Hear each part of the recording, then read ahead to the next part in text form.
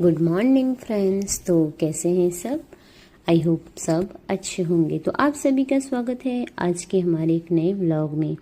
सुबह हो चुकी थी, बच्चों को कर दिया था रेडी, उन्होंने अपना रूटीन ख़त्म कर लिया और दोनों निकल गए थे स्कूल के लिए। उन दोनों को स्कूल भेजने के बाद मैंने स्टार्ट कर ली थी घर की रूटीन, सफाई, कपड़े, बर्तन वो सब निपटाने के बाद मैं आ गई थी लंच की तैयारी करने के लिए। तो आज हमारे घर का सबसे स्पेशल खाना होता है, वो है भिंडी। तो वो बन रहा था। तो कोई नई बात नहीं है, भिंडी हमारे घर में हफ्ते में 3 से 4 बार बन ही जाती है। तो बस यहाँ पे मैंने भिंडी को पहले नहला दिया, फिर छोटे छोटे से बच्चों की तरह उनको मैंने साफ़ कर दिया और एकदम से भिंडी ड्राई करने के बाद मैं लग चुकी थी यहाँ पे भिंडी बनाने के लिए। तो बच्चों की डिमांड होती है सब्जी, हर हमेशा उन्हीं की डिमांड पे बनती है, हमारा तो कुछ नहीं होता। वैसे भी मेरी चल रही है डाइट, तो मैं बस उन्हीं को पूछती हूँ, वो जो बोलते हैं आज ये सब्जी चाहिए, आज दाल चाहिए, आज जो भी वो बोलेंगे वो सब्जी उसी दिन मेरे मेन्यू में ऐड हो जाती है।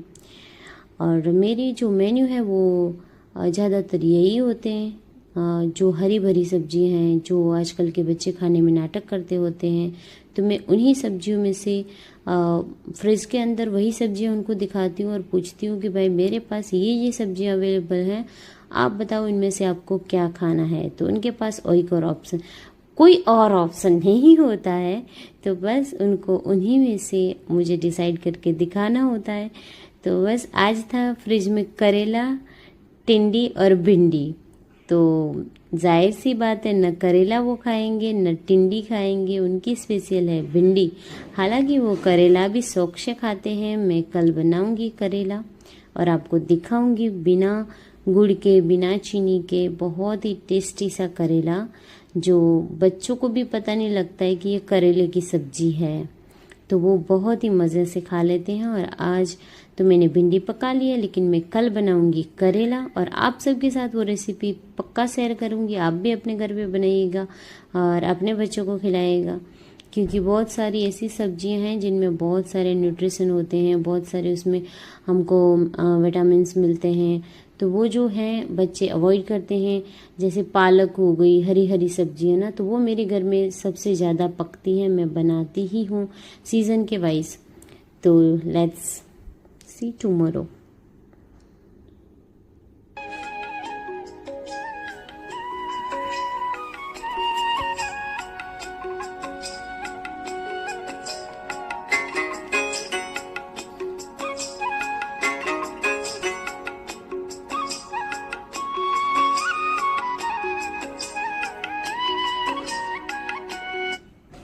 यहाँ पे मेरी भिंडी की सब्जी हो रही थी रेडी, तब तक मैंने फटाफट से आटा लगाया। आज मुझे ना तो बनाने थे पराठे, ना तो बनानी थी भाखरी और ना तो बनानी थी रोटली। उन तीनों का बीच का जो होता है वो बना रही थी मैं। तो दूध से मैंने आटा गूंदा हुआ था और अजवाइन मैंने उसमें थोड़ी सी डाली हुई थी। तो ये भिंडी के साथ जब दूध वाले आटा जो होता है ना, उससे बनी जो रोटी होती है वो बहुत ही टेस्टी लगती है, उसका टेस्ट ही अलग आता है। तो आप भी ट्राई करिएगा, दूध से आटा गूंदिएगा, उसमें थोड़ा सा नमक और थोड़ा सा अजवाइन डाल के और फिर हल्का हल्का तेल या घी, जो भी आपके बच्चे खाते हैं वो डाल के आप पराठे के जैसे उसको बनाइएगा, न ज़्यादा मोटा तो न ज़्यादा पतला। तो वो खाने में बहुत ही अच्छा लगता है। यहाँ पे मैं साथ में भिंडी को चलाती जाती थी, क्योंकि हमारी भिंडी होती है बिल्कुल सिंपल सी, कुछ भी इसमें और नहीं मैं डालती होती हूँ, नमक, हल्दी, मिर्च और बस भिंडी। तो यहाँ पे हमारी सब्जी भी रेडी थी और हमारे पराठे भी प्यारे प्यारे जो बाहर हो रही थी बारिश, तो मुझे टेंशन थी बच्चों की, तब तक आ चुके थे बच्चे और जो टेंशन थी वैसा ही हुआ। मेरे बेटे का बैग पूरा गीला हो चुका था और उसको आते ही यही टेंशन थी पूरे रास्ते। उसने कहा कि मम्मा मैं इसी टेंशन में आ रहा था कि मेरे बैग के अंदर मेरे बुक्स का क्या हाल हुआ होगा, लेकिन कुछ भी नहीं हुआ, सारे बुक्स एज इट इज थी, क्योंकि मैंने उनको बहुत ही अच्छी क्वालिटी के बैग्स दिलाए हैं। कहते हैं कि महंगा रोए एक बार, सस्ता रोए बार बार। अगर आप 200-400 वाली बैग लेते हैं तो हाँ वो सस्ती मिल ही जाती है लेकिन उसकी क्वालिटी इतनी अच्छी नहीं होती है। तो मैंने दोनों बच्चों के बैग थे वो बहुत ही अच्छी क्वालिटी के लिए हुए थे, तो अंदर उनकी बुक्स को कुछ भी नहीं हुआ था। तो यहाँ पे मेरा बेटा यूनिफॉर्म भी उसने नहीं निकाला, कुछ भी नहीं करा, बस आके मेरे पास बैठ गया। पूरी स्कूल की राम कहानी वो मुझे पहले सुनाएगा, टीचर ने क्या कहा, बच्चों ने क्या कहा, क्या उनके साथ हुआ, क्या नाश्ता करा, कौन लड़ा, कौन झगड़ा, वो सब मुझे पहले आके बता देता है। और फिर देखो यहाँ पे प्यारी सी बारिश चल रही थी, तो हल्की हल्की बारिश हो रही थी, फिलहाल तो रुकी हुई थी लेकिन फिर भी कुछ कुछ तो चल ही रही थी, इतनी थी कि हम इसको बारिश बोल सके। तो मेरा फर्श पूरा गंदा हुआ पड़ा था। पास वाली जो दीवार है हमारे पास वाले लोगों की, उसमें से बहुत सारी मिट्टी वगैरह आती होती है, तो मेरा पूरा आंगन खराब हुआ पड़ा था। उसके बाद मैंने यहाँ पे मेरे बेटे को खाने पे बिठा दिया था, तो अजवाइन वाले पराठे के साथ भिंडी वो कर रहा था यहाँ पे एंजॉय। मेरी बेटी ने आते ही, वो अपना रूटीन नहीं कुछ उसका होता, आती है कपड़े चेंज करती है और खाने पे लग जाती है। यहाँ पे मेरे सारे काम खत्म हो चुके थे, देखो ये हो गया मेरा किचन क्लीन, यहाँ पे मैंने कर लिए थे बर्तन। इसके बाद हम चले गए थे सोने के लिए।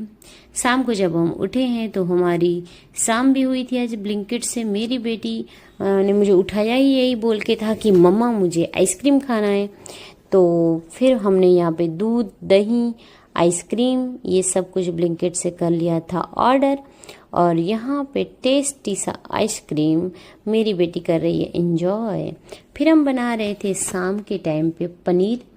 तो पनीर मक्खन वाला का जो मसाला आया हुआ था, लेकिन हमको बनाना था थोड़ा कुछ अलग, तो उस मक्खन वाला के साथ साथ मैंने थोड़ा शाही टच दे के, मतलब हम गुजराती हैं तो हमें किसी भी सब्जी में अगर टमाटर, मिर्च, प्याज, लहसुन ये ना हो तो वो हमारी जो सब्जी है वो अधूरी होती है। वैसे शाही पनीर के अंदर कोई ये नहीं डाला जाता, उसको सिर्फ दूध में भिगो के टमाटर की प्यूरी के साथ बनाया जाता है शाही पनीर, सॉरी मक्खन वाला। लेकिन यहाँ पे मैं मक्खन वाला के साथ थोड़ा शाही टच लगा रही थी। तो यहाँ पे मैंने अपनी पूरी रेसिपी शेयर की हुई है, जिसको इंटरेस्ट हो वो प्लीज़ देखिएगा, लाइक करिएगा, शेयर करिएगा और सब्सक्राइब प्लीज़ करिएगा।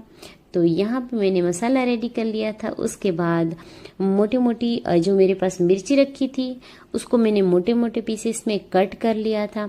जब इस तरह से मिर्ची और प्याज को आप बड़ी बड़ी पीसेस में कट करोगे ना, वैसे पीसेस नहीं है, जो प्याज के ऊपर की जो परत होती है एक एक परत उसको हटा हटा के हमें उसके छोटे छोटे पीस बनाने होते हैं। और इसको आपको हल्का सा गोल्डन ब्राउन हो तब तक उसको तेल में सेकना होता है, तो इसका टेस्ट बहुत ही अच्छा आता है। सॉरी, यहाँ पे मैंने जो मेरे पास जो प्री मिक्स आया हुआ था उसको दूध में मैंने यहाँ पे भिगो दिया था। मेरी जो कुछ भी इसकी प्लानिंग थी वो सारी यहाँ पे हो चुकी थी। फिर मैंने पनीर को 2 से 3 बार करा वॉश, फिर उसको 10 मिनट के लिए मैंने मिनरल वाटर में डुबो के रखा।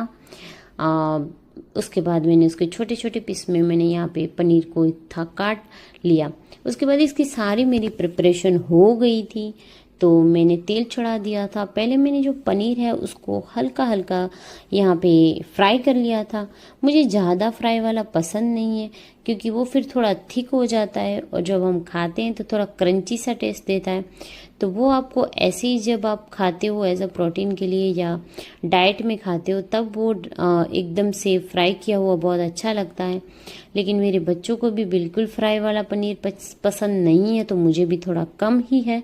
तो सब्जी के हिसाब से मैंने थोड़ा थोड़ा पनीर को पहले कर लिया था रोस्ट, यहाँ पे डीप फ्राई किया हुआ था लेकिन बहुत ज़्यादा नहीं। उसके बाद जो मैंने वो सब्जियाँ काटी थी मिर्ची और प्याज, तो उसको भी मैंने 1-2 मिनट के लिए वैसे ही तेल में डाल के चला लिया था। उसके बाद मैंने उसको भी रिमूव कर लिया, निकाल लिया। फिर हमने जो टमाटर, प्याज, लहसुन, मिर्ची इन सब की जो प्यूरी बनाई थी उसकी बारी थी। लेकिन उससे पहले मैंने ज़्यादा जो ऑयल था इसके अंदर फ्राई के लिए मैंने ज़्यादा ऑयल लिया था, उसको निकाल लिया था। उसको निकालने के बाद मैंने ये सारी प्यूरी कर दी थी ऐड। अब मेन काम होता है इसी प्यूरी का, क्योंकि कच्चे टमाटर हैं, कच्ची प्याज है, कच्चे लहसुन है, इन सब को अगर आप अच्छे से नहीं पकाओगे तो आपकी सब्जी टेस्ट बिल्कुल ही अच्छा नहीं देगी। तो मैंने इसको बहुत ही अच्छे से पकाया, पहले खुले से पकाया, फिर ढक के पकाया। जब तक इसका सारा ऑयल ऊपर आ गया तब तक टमाटर की जो प्यूरी है मैंने उसको पकाया है। उसके बाद मैंने घर के बेसिक से मसाले थे वो डाल दिए थे यहाँ पे, और उसको भी मैंने अच्छे से 1-2 मिनट के लिए भून लिया था। तो यहाँ पे बहुत ही अच्छे से हमारी टमाटर की प्यूरी पक चुकी थी। तो मेरा जो प्री मिक्स आया हुआ था वो मैंने डाल दिया। इस प्री मिक्स को भी कम से कम 6 से 7 मिनट तक आपको पकाना है। तो यहाँ पे मैंने इसको भी ढक्कन लगा के पकाने के लिए छोड़ दिया था। तो मैंने 7-8 मिनट के बाद इसके अंदर फ्रेश क्रीम डालनी होती है, लेकिन मेरे पास अवेलेबल नहीं थी। तो मैंने इसको फेटा हुआ दही था जो मेरे पास, और थोड़ी सी मलाई थी वो डाली है।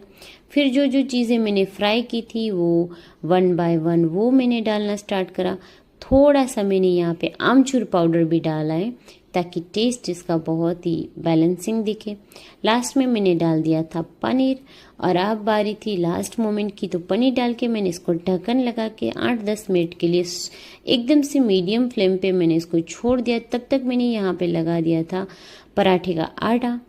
तो जब जब मैं पराठे बनाती हूँ आजकल मैं हर पराठे में अजवाइन को डालती ही हूँ, ताकि पेट में प्रॉब्लम नहीं होती है। वरना रोज़ रोज़ पराठे आप खाओगे तो जो ऑयली पराठे खाने के बाद पेट हेवी सा हो जाता है। तो अगर अजवाइन डाल के आपने आटा लगाया होगा तो वो प्रॉब्लम आपकी हो जाएगी सॉल्व। पेट का दर्द नहीं होगा, कुछ भी दिक्कत नहीं होगी। और वैसे भी अजवाइन तो एक औषधि के तौर पे यूज़ की जाती है। तो मैं बस इसी औषधि को अपनी बच्चों को भी खिलाती रहती हूँ। डायरेक्ट वो नहीं खाते हैं, लेकिन इस तरह से अगर हम रोटियों में, पराठे में या पूरियों में डालेंगे तो उसका टेस्ट भी अच्छा रहेगा और हेल्थ भी अच्छी रहेगी। तो बस यहाँ पे हमारा आटा हो चुका था रेडी। उसको मैंने रेस्ट पे छोड़ दिया था, और फिर मैंने मेरी सब्जी को चेक किया तो बहुत ही डिलीशियस सी सब्जी मेरी दिख रही थी। हालांकि मैंने पूरी सब्जी बना ली थी, कुछ भी चेक नहीं किया था, ना नमक तो ना कोई इसका टेक्स्ट, तो लेकिन बहुत ही taste, not text, sorry for it. फिर उसका टेस्ट भी बहुत अमेजिंग था, कुछ भी चीज़ उसमें घट नहीं रही थी। रात के 8 बज चुके थे, मेरी किचन पूरी की पूरी फैली हुई थी। अब मेरे बेटे को याद आया कि भाई मम्मा ने और दीदी ने तो आइसक्रीम खा ली मुझे छोड़ के। तो उसने डब्बा देख लिया, तो बस वो भी लग चुका था अपना डब्बा लेके नाश्ता करने के लिए, सॉरी आइसक्रीम खाने के लिए। और फिर उसका जो एज रूटीन होमवर्क होता है वो लेके वो बैठा हुआ था। तो उसने कुछ सम्स यहाँ पे करे हुए थे, तो वो बस मुझसे चेक करवा रहा था। तो यहाँ पे मेरे बेटे को मैंने बोला आप करो होमवर्क, तो मैं आगे की जो प्रोसेस बाकी रख के आई हूँ किचन में वो करती हूँ। तो यहाँ पे मैंने बेटे को बोल दिया था कि आप 10 सम्स थे उसके स्कूल से मिले हुए थे, और कुछ थे जो वो घर पे प्रैक्टिस के तौर पे करता होता है। उसको मैथ्स बहुत पसंद है, और इस बात की मुझे भी बहुत खुशी है कि मेरे बच्चे को कुछ भी बोरिंग नहीं लगता है। तो बस यहाँ पे मेरे बेटे का होमवर्क चल रहा था।